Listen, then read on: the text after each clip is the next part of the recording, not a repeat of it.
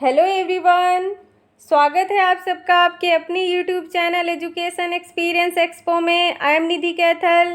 Friends, आज के video में हम करंट अफेयर्स के इम्पॉर्टेंट क्वेश्चंस को डिस्कस करेंगे जो आपके आने वाले एग्ज़ाम्स के लिए काफ़ी हेल्पफुल होंगे। तो चलिए फ्रेंड्स, वीडियो को शुरू करते हैं। शुरुआत करते हैं आज के क्वेश्चन नंबर 1 से। कौन सी भारतीय महिला क्रिकेटर वनडे क्रिकेट में 7,000 रन बनाने वाली दुनिया की पहली क्रिकेटर बन गई हैं? यहाँ पर 4 ऑप्शंस दिए हुए हैं। आपको इनमें से बताना है कि कौन सी भारतीय क्रिकेटर वनडे में 7,000 रन बनाने वाली दुनिया की पहली क्रिकेटर बनी है। आपके ऑप्शंस हैं। Option A Tania Bhatia, B Priya Punia, C Mithali Raj या डी स्मृति मंधाना। आपका आंसर है ऑप्शन सी मिताली राज। मिताली राज भारतीय महिला क्रिकेटर वनडे क्रिकेट में 7,000 रन बनाने वाली दुनिया की पहली क्रिकेटर बन गई हैं। भारतीय महिला क्रिकेट टीम की कप्तान मिताली राज ने बड़ी उपलब्धि हासिल की है। वह महिला वनडे इंटरनेशनल क्रिकेट में 7,000 रन बनाने वाली पहली क्रिकेटर बन गई हैं। मिताली राज लखनऊ में साउथ अफ्रीका के खिलाफ चौथे वनडे के दौरान अपने 213वें मैच में इस आंकड़े को छुआ है।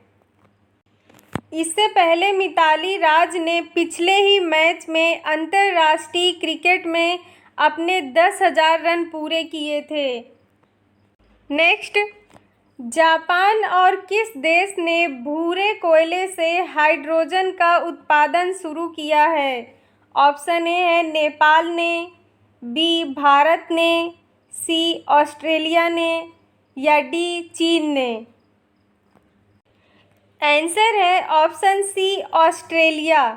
जापान और ऑस्ट्रेलिया ने भूरे कोयले से हाइड्रोजन का उत्पादन शुरू किया है।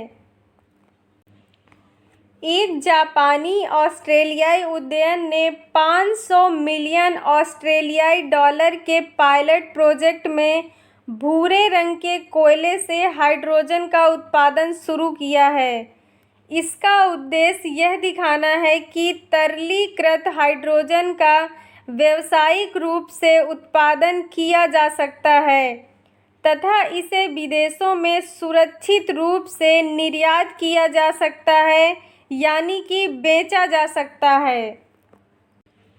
जापान और ऑस्ट्रेलिया इन दोनों ही देशों ने तरलीकृत हाइड्रोजन के लिए पहली अंतर्राष्ट्रीय आपूर्ति श्रृंखला बनाने की योजना बनाई है। चलिए फ्रेंड्स, सबसे पहले जानते हैं भूरा कोयला के बारे में। इस भूरे कोयले को लिग्नाइट के नाम से भी जाना जाता है। यह एक नरम, भूरी, दहनशील तलछटी चट्टान है जो प्राकृतिक रूप से संकुचित पीठ से बनी होती है। इस कोयले में लगभग 25 से 35% कार्बन की मात्रा होती है। भूरा कोयला विशेष रूप से भाप विद्युत ऊर्जा उत्पादन के लिए ईंधन के रूप में उपयोग किया जाता है। मानव स्वास्थ्य के लिए यह कोयला बहुत ही हानिकारक माना जाता है। आइए अब जानते हैं जापान के लिए इस परियोजना का महत्व। यह परियोजना विक्टोरिया राज्य में ब्राउन कोल रिजर्व में स्थित है और कावासाकी हेवी इंडस्ट्रीज द्वारा संचालित है। यह परियोजना जापान के लिए काफ़ी महत्वपूर्ण बताई जा रही है क्योंकि 2050 तक जापान को अपने शुद्ध शून्य उत्सर्जन लक्ष्य को पूरा करने में मदद करेगा। आइए अब जानते हैं शुद्ध शून्य उत्सर्जन का मतलब क्या है। शुद्ध शून्य उत्सर्जन का तात्पर्य है उत्पादित ग्रीन हाउस गैस उत्सर्जन और वातावरण से निकाले गए ग्रीन हाउस गैस उत्सर्जन के बीच एक समग्र संतुलन स्थापित करना। फ्रेंड्स, आपकी जानकारी के लिए बता दें कि जापान अभी दुनिया का 5वां सबसे बड़ा ऊर्जा उपभोक्ता है, फिर भी उसने 2050 तक वार्षिक हाइड्रोजन मांग को 10 गुना बढ़ाकर 20 मिलियन टन करने का लक्ष्य रखा है। अब जानेंगे ऑस्ट्रेलिया के लिए इस परियोजना का क्या महत्व है। ऑस्ट्रेलिया वैश्विक तरलीकृत प्राकृतिक गैस व्यापार पर हावी है, इसलिए देश को उम्मीद है कि तरलीकृत हाइड्रोजन इसके गैस और कोयले के लिए एक ग्रीन मार्केट प्रदान करेगा। नेक्स्ट है क्वेश्चन नंबर 3। उत्तर प्रदेश सरकार ने किस योजना के तहत गोल्डन कार्ड बनाने के लिए एक अभियान शुरू किया है। ऑप्शन ए आयुष्मान भारत योजना, बी प्रधानमंत्री जन धन योजना, सी प्रधानमंत्री गरीब कल्याण योजना या डी प्रधानमंत्री ग्रामीण आवास योजना। आपका आंसर है ऑप्शन ए आयुष्मान भारत योजना। उत्तर प्रदेश सरकार राज्य भर में आयुष्मान भारत योजना के तहत गोल्डन कार्ड बनाने के लिए एक अभियान शुरू कर रही है। आइए जानते हैं इस योजना के बारे में। आयुष्मान योजना के तहत अस्पतालों में गोल्डन कार्ड धारकों को, यानी जिनके पास गोल्डन कार्ड है, उन्हें 5 लाख रुपए तक के मुफ्त इलाज की सुविधा दी जाती है। आयुष्मान भारत योजना को ही प्रधानमंत्री जन आरोग्य योजना भी कहा जाता है। नेक्स्ट है क्वेश्चन नंबर 4। किस बैंक ने हाल ही में स्मार्ट अप उन्नति नाम से एक कार्यक्रम की शुरुआत की घोषणा की है, महिला उद्यमियों को समर्थन एवं सहायता प्रदान करने के उद्देश्य से। ऑप्शन ए है देना बैंक ने, बी एक्सिस बैंक ने, सी एचडीएफसी बैंक ने या डी एसबीआई बैंक ने। आपका आंसर है ऑप्शन सी एचडीएफसी बैंक ने। अभी हाल ही में स्मार्टअप उन्नति के तहत एचडीएफसी बैंक की डोमेन विशेषज्ञ एवं वरिष्ठ महिला कर्मी आगामी 1 वर्ष में महिला उद्यमियों को परामर्श संबंधी सेवाएं प्रदान करेंगी, ताकि उन्हें अपने लक्ष्य को पूरा करने में सहायता प्रदान की जा सके। यह कार्यक्रम बैंक के केवल मौजूदा ग्राहकों के लिए ही उपलब्ध है। नेक्स्ट, अमेरिका ने किस देश के साथ राजनयिकों के आपसी संपर्क बहाली पर लगे प्रतिबंध हटा लिए हैं। ऑप्शन ए है ताइवान, बी चीन, सी नेपाल या डी रूस। आंसर है ऑप्शन ए ताइवान। अमेरिका ने ताइवान के साथ राजनयिकों के आपसी संपर्क बहाली पर लगे सभी प्रतिबंध हटा लिए हैं। इस कदम को उठाने के बाद अमेरिका के ताइवान से रिश्ते और भी ज़्यादा मजबूत होंगे। इस कदम के बाद एक और जहां अमेरिका के ताइवान से रिश्ते और भी ज़्यादा मजबूत होंगे, वहीं अमेरिका के इस कदम से भड़के चीन ने कहा है कि इसके ऐसे गंभीर परिणाम होंगे जो किसी ने सोचे भी नहीं होंगे। चीन सरकार का कहना है कि ताइवान उसका हिस्सा है। अमेरिकी विदेश मंत्री माइक पोम्पियो का कहना है कि विदेश मंत्रालय ताइवान के साथ राजनयिक स्तर पर और अन्य स्तरों पर भी संपर्क कायम करने पर लगे सभी प्रतिबंधों को अब समाप्त कर रहा है। नेक्स्ट, दूरसंचार उपकरण और सेवा निर्यात संवर्धन परिषद यानी टीईपीसी ने किसको नया अध्यक्ष नियुक्त किया है।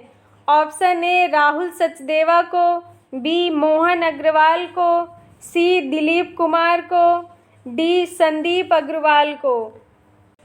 आपका आंसर है option D Sandeep Agarwal.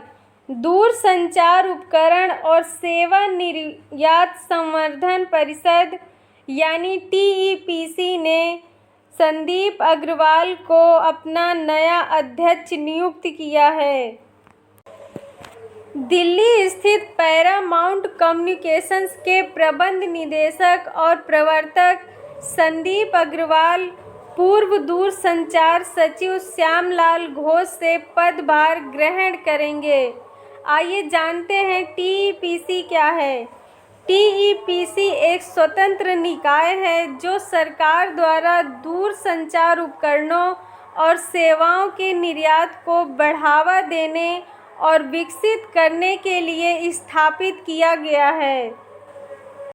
Next है क्वेश्चन नंबर 7। निम्न में से किस देश की सरकार ने ईस्ट इंडिया कंपनी के शीर्ष अधिकारी रॉबर्ट क्लाइव के इंडियन सिल्वर दरबार के मॉडल के निर्यात पर रोक लगा दी है? ऑप्शन ए है भारत, बी रूस, सी ब्रिटेन या डी चीन। आपका आंसर है ऑप्शन सी।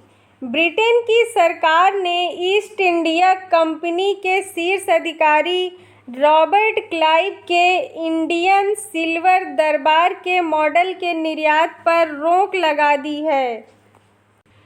ब्रिटेन सरकार का कहना है कि यह रोक अस्थायी रूप से लगाई गई है। रॉबर्ट क्लाइव के इंडियन सिल्वर दरबार के मॉडल में गुलाब जल का फव्वारा, पानदान और हुक्का भी है। रॉबर्ट क्लाइव के इस दरबार की मौजूदा कीमत लगभग 7,30,000 पाउंड करीब 7.25 करोड़ रुपए बताई जा रही है। माना जाता है कि यह मुगल कालीन दरबार की झांकी है जो मुगलों के टाइम में रॉबर्ट क्लाइव ने तैयार कराई थी। नेक्स्ट, अमेरिका के ओपन स्काई संधि से अलग होने की घोषणा के बाद और किस देश ने इस संधि से वापसी की घोषणा की है?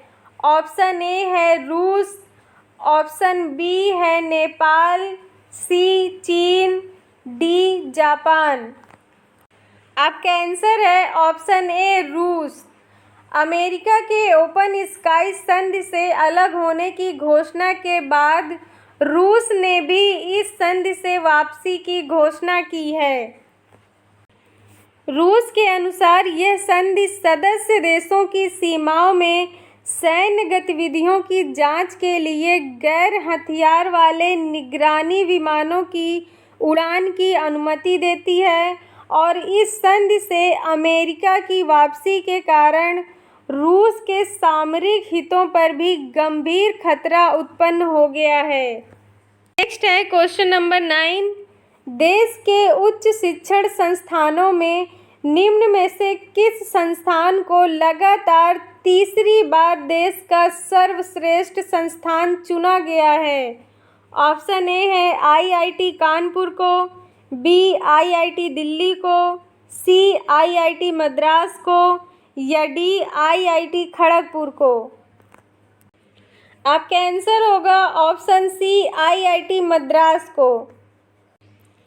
भारतीय प्रौद्योगिकी संस्थान मद्रास ने नेशनल इंस्टीट्यूट रैंकिंग फ्रेमवर्क यानी NIRF 2021 में शीर्ष रैंक हासिल किया है। IIT मद्रास को ओवरऑल और इंजीनियरिंग श्रेणी में नंबर 1 स्थान दिया गया है। IIT मद्रास ने लगातार तीसरे वर्ष है शीर्ष स्थान हासिल किया है। वहीं भारतीय विज्ञान संस्थान बेंगलुरु और IIT बॉम्बे ने देश के दूसरे और तीसरे शीर्ष स्थान पर अपनी जगह बनाई है। नेक्स्ट है क्वेश्चन नंबर 10। विश्व आत्महत्या रोकथाम दिवस निम्न में से किस दिन मनाया जाता है? ऑप्शन ए है 20 जुलाई को, बी 12 मार्च को, सी 13 अप्रैल को या डी 10 सितंबर को?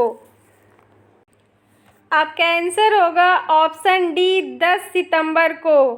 विश्व आत्महत्या रोकथाम दिवस प्रत्येक वर्ष 10 सितंबर को मनाया जाता है। हमारी बदलती लाइफस्टाइल और खुद के लिए समय की कमी लोगों में अवसाद का कारण बनती जा रही है। पिछले कुछ सालों में भारत ही नहीं बल्कि दुनिया भर में खुदकुशी यानी सुसाइड की घटनाएं काफ़ी तेज़ी से बढ़ती जा रही हैं। विश्व आत्महत्या रोकथाम दिवस मनाने के पीछे का उद्देश्य विश्व भर में तेज़ी से बढ़ती हुई आत्महत्या की प्रवृत्ति पर रोक लगाना है। फ्रेंड्स, वीडियो में दी गई जानकारी अगर आपके लिए थोड़ी सी भी हेल्पफुल हो तो प्लीज़ वीडियो को लाइक कर दें। Thank you. नेक्स्ट क्वेश्चन है, किस राज्य सरकार ने प्राण वायु देवता नाम से एक अनोखी पेंशन स्कीम की शुरुआत की है? ऑप्शन ए है हरियाणा, बी पंजाब, सी बिहार या डी तमिलनाडु। आपका आंसर है ऑप्शन ए हरियाणा राज्य सरकार ने। हरियाणा राज्य सरकार ने प्राण वायु देवता नाम से एक अनोखी पेंशन स्कीम की शुरुआत की है। सबसे पहले आपको बता दें कि हरियाणा सरकार ने प्राण वायु देवता नाम से जिस पेंशन स्कीम की शुरुआत की है वो पेंशन स्कीम पेड़ों के लिए है। आइए जानते हैं अब इसके बारे में थोड़ा डिटेल से। इस प्राण वायु देवता पेंशन स्कीम के तहत खट्टर सरकार ने 75 साल से ऊपर की उम्र वाले पेड़ों को पेंशन देने की योजना बनाई है। इन पेड़ों की देखभाल करने वालों को सालाना 2500 रुपये पेंशन देने का फैसला किया गया है। हरियाणा की सरकार का कहना है कि इस स्कीम से पुराने किसानों और भूमिहीन मजदूरों को लाभ तो होगा ही, साथ ही पेड़ों की कटाई पर भी रोक लगेगी। इसके साथ ही पर्यावरण भी सुरक्षित रहेगा और हवा की गुणवत्ता में भी सुधार होगा। नेक्स्ट, भारत का पहला डुंगोंग संरक्षण रिजर्व निम्न में से किस राज्य में स्थापित किया गया है? Option A Bihar, B Tamil Nadu, C Punjab या डी दिल्ली। आपका आंसर है ऑप्शन बी तमिलनाडु। भारत का पहला डुंगोंग संरक्षण रिजर्व तमिलनाडु राज्य में स्थापित किया गया है। तमिलनाडु विधानसभा में फॉरेस्ट बजट की घोषणा के तौर पर वन मंत्री के रामचंद्रन ने बताया कि मन्नार की खाड़ी और पाल्क खाड़ी क्षेत्र में एक समुद्री संरक्षण रिजर्व स्थापित किया जाएगा। इसके साथ ही उन्होंने कहा कि डुंगोंग को बचाने के लिए सामुदायिक भागीदारी के साथ क्षेत्र में डुंगोंग समुद्री संरक्षण रिजर्व स्थापित किया जाएगा। माना जाता है कि करीब 200 डुंगोंग उस क्षेत्र में रहते हैं। तमिलनाडु सरकार के इस फैसले से इन्हें काफ़ी लाभ होगा। नेक्स्ट है क्वेश्चन नंबर 13। प्लास्टिक समझौता लॉन्च करने वाला पहला एशियाई देश निम्न में से कौन बन गया है? ऑप्शन ए भारत, बी चीन, सी नेपाल या डी जापान। आंसर है ऑप्शन ए भारत। भारत 3 सितंबर 2021 को प्लास्टिक समझौता लॉन्च करने वाला पहला एशियाई देश बन गया है। यह एक सर्कुलर प्लास्टिक सिस्टम के निर्माण के लिए प्रतिज्ञा करने के लिए राष्ट्रीय स्तर पर प्रमुख उद्यमों को एक साथ लाएगा। इस समझौते के तहत प्रतिबद्धताओं का उद्देश्य अर्थव्यवस्था और प्राकृतिक वातावरण से प्लास्टिक की पैकेजिंग को बाहर रखना है। यह समझौता प्लास्टिक पैकेजिंग को कम करने, नवाचार करने के समयबद्ध लक्ष्यों को प्रदान करता है। नेक्स्ट, गुजरात सरकार ने अभी हाल ही में लगभग 1000 करोड़ रुपए की लागत से कौन सी योजना शुरू करने की घोषणा की है? ऑप्शन ए है जन कल्याण योजना, बी देश प्रेम योजना, सी वतन प्रेम योजना या डी गुजरात राज्य की कल्याणकारी योजनाएं। आपका आंसर है ऑप्शन सी वतन प्रेम योजना। गुजरात सरकार ने अभी हाल ही में लगभग 1000 करोड़ रुपए की लागत से वतन प्रेम योजना शुरू करने की घोषणा की है। चलिए फ्रेंड्स, जानते हैं वतन प्रेम योजना के बारे में। इस वतन प्रेम योजना के तहत भारत सहित विदेशों में कहीं भी रहने वाले गुजराती लोग इन प्रोजेक्ट का हिस्सा बन सकेंगे और 60% तक धनराशि की सहायता देकर अपनी पसंद की परियोजनाओं, गांव और एजेंसियों को चुन सकेंगे, जबकि राज्य सरकार शेष 40% आर्थिक सहायता का योगदान उस परियोजना के लिए प्रदान करेगी। नेक्स्ट है क्वेश्चन नंबर 15। विश्व नारियल दिवस वर्ल्ड कोकोनट डे निम्न में से किस दिन मनाया जाता है? ऑप्शन ए है 10 जनवरी को, बी 2 सितंबर को, सी 12 मार्च को या डी 8 अप्रैल को। आंसर है ऑप्शन बी 2 सितंबर को। विश्व नारियल दिवस प्रत्येक वर्ष 2 सितंबर को मनाया जाता है। आइए जानते हैं इसके बारे में। यह एशियाई और प्रशांत नारियल समुदाय यानी APCC द्वारा गरीबी को कम करने में फल के महत्व पर जोर देने के लिए मनाया जाता है। नारियल दुनिया भर में एक लोकप्रिय फल है और सेहत के लिए भी ये काफ़ी फायदेमंद होता है। साल 2009 में पहली बार विश्व नारियल दिवस यानी वर्ल्ड कोकोनट डे मनाया गया था। Thanks for watching friends. अगर आज का वीडियो आपके लिए हेल्पफुल हो तो प्लीज़ वीडियो को लाइक करें, इसे ज़्यादा से ज़्यादा शेयर करें और वीडियोस देखने के लिए हमारे चैनल को ज़रूर सब्सक्राइब करें। Thank you so much. All the best.